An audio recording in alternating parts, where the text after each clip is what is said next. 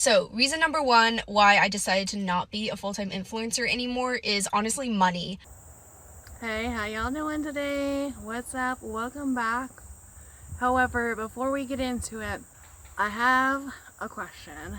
So I've entered my geriatric phase and I want my phone back, and my son always takes my phone all the time, and to play music while he's playing his video game, and he blasts music all through the house with my phone.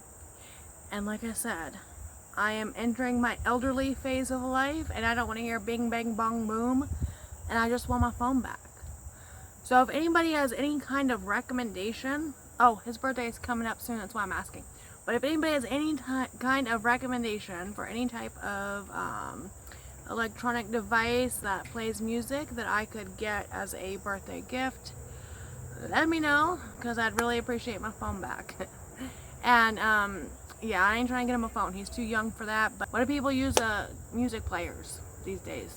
Anybody? Anything? So let's get into the topic at hand today. Let's talk about why I decided to return to a 9-to-5 job after being a full-time digital content creator. So I recently moved back to the US after living abroad in London for 4.5 years.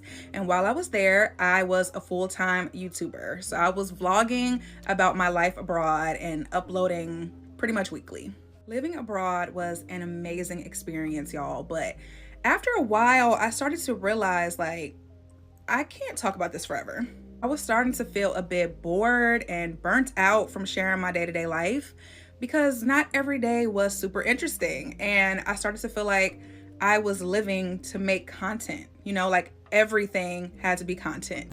So I've seen a couple people do some videos on this topic, and then I've seen others like mention it in their videos.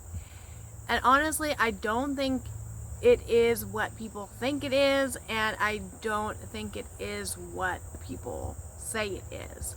So, and we're just gonna round it up, clump all the social media together in one big lump, because nowadays there's plenty of social media platforms where people can communicate, post content, share videos, pictures, etc., and make money. So that's why we're using the term influencer, because influencer usually has a connotation around it of being involved or making money with social media. So there's plenty of places, plenty of ways that you can actually do that. YouTube is one of them, but you can make money on Facebook, you can make money on Instagram, you can make money on TikTok, if you utilize those platforms and post content. So I have used YouTube for a very long time. I think I was gonna say since it first came around, but it wasn't then, when it was just pretty much videos of people like showing. It was almost like similar to America's Funniest Home Videos. Anybody remember that? I used to watch that all the time with my dad as a kid. And we would have a contest. We each picked who we thought would be the number one video. So back when the videos that people were posting was very similar to that, and then there wasn't a whole lot of people posting. And then some time went on, and I was watching YouTube, and I was able to relate to some of the content that I was watching as kind of more lifestyle vlogging, like people in their home talking to you, like real personable content. And at the time, all this social media influencing, making money, etc.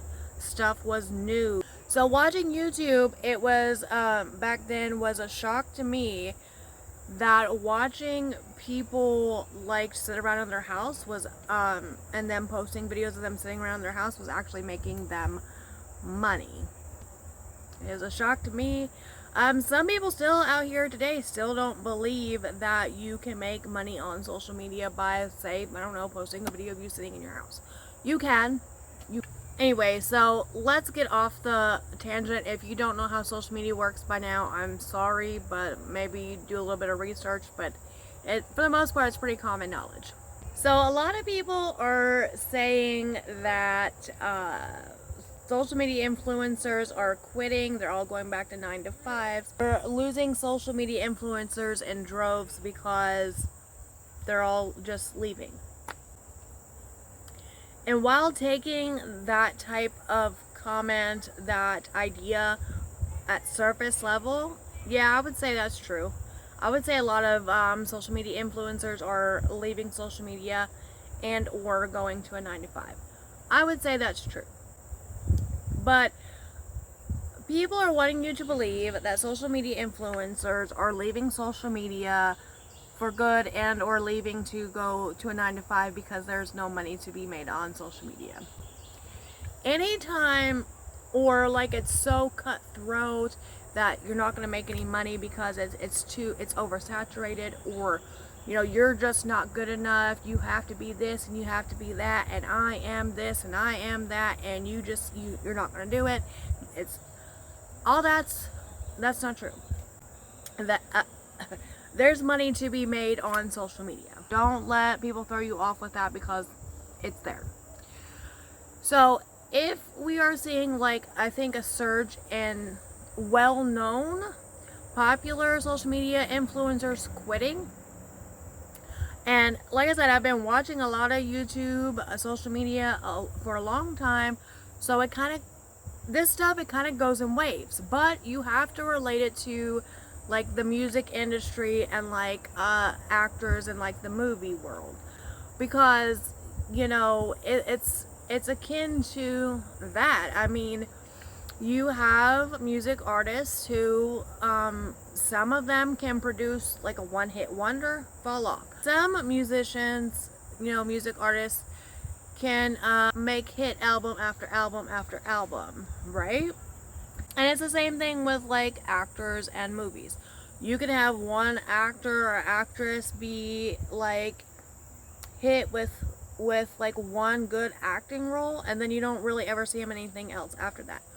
But you can have some movie actors who can play a certain type of character really well, and they, you know, are able to kind of almost replicate that role in several different movies or types of movies, and so it's like they're the main star of multiple movies and they're making big money, right? However, even for, you know, the actors and the musicians who can sell you know, single after single, record after record, eventually trends change. People grow up, people get old, people move on, things like that, and to just kind of keep it going, you either have to change with the times. Like with actors, even the ones that get the repetitive movie roles, the big movie roles where they're pretty much playing like the same character and say like 10 different movies, but you know, they get the main lead role, so they're making tons of money. After a while, it gets old, it gets stale. Somebody might want to see you do something else, or they're getting bored of pretty much seeing you do the same, pretty much playing the same character in every movie you play, right? So I feel like the same can be said for social media influencers, because what people like to tell you, sometimes even the audience, is they like for you to stick to like one topic or one type of content style, one, you know, one niche, one category. So after you do so much, it's going to get repetitive, it's going to get stale, even for like your most die-hard fans or whatever. So I feel like the YouTubers or the social media influencers who have been making content for a long time, for years and years and years, eventually they've run out of ideas, their content's getting stale, it's getting boring. People have found newer, fresher faces to focus on, and they're not able to kind of adjust their content and kind of flip it and kind of keep their audience engaged anymore. I had a video hit 50.4 million views on TikTok, and I'm going to tell you what I made on it. There are very few people that can probably say that they've had a video hit 50.4 million views. The video went super viral. We had everybody contacting us wanting to repost the video. We had ridiculousness emailing us. It was insane. And do y'all want to know what TikTok paid me for a video with 50.4 million views? $1,300.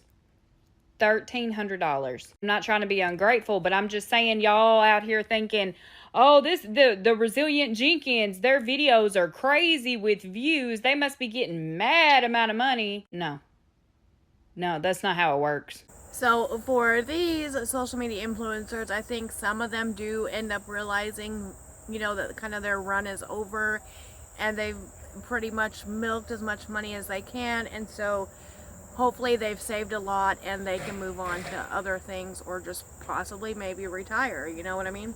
And the other thing that I think we're seeing right now, which could really relate to why we feel like we're seeing a lot of influencers dropping off the social media platforms now, is because here recently, and maybe even possibly to this day, there was a big push in it's kind of like due to the economy. So there's like a big push of people looking to make extra income, which is good. So you should want to try to make extra income, whether that means you have to go get a side job, a second job, or whatever. It's really good to try to make as much money as you can while you're able to make money, because you never know when you're going to be down and out. That's what I always say. So I think a lot of people were and are still struggling, whether that's getting laid off from their jobs or like just not being able to pick up a job or like something like that, or they just weren't making enough to make ends meet because the prices of things have been rising. So people have been trying to make extra money, and